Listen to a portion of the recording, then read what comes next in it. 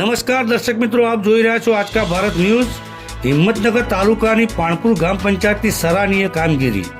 હિંમતનગર તાલુકાના પાણપુર સવગઢ ગ્રામ પંચાયત દ્વારા અગાઉ પાણપુર પાટિયા વિસ્તારમાં લારી ગલ્લાના દબાણો દૂર કરવામાં આવ્યા હતા, જે અનુસંધાને દૈનિક છૂટક ધંધો કરી રોજીરોટી રળતા લારી ગલ્લા ધરાવતા નાના ધંધાર્થીઓને કાયમી ધોરણે એક મુકર્રર જગ્યાની ફાળવણી કરવાના હેતુથી સવગઢ ગ્રામ પંચાયતના સરપંચ શ્રી તકસીમબેન તોબડિયા અને ઉપસરપંચ શ્રી ફિરોજભાઈ કંડિયાની હાજરીમાં અને એમના માર્ગદર્શનમાં પાટિયા વિસ્તારમાં જેસીબી મશીનની મદદથી જગ્યાની સાફ સફાઈ કરવામાં આવી।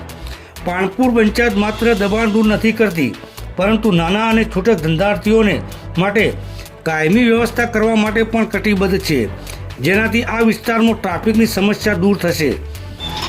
रिपोर्टर रजब शाह फकीर, आज का भारत न्यूज़, हिम्मतनगर।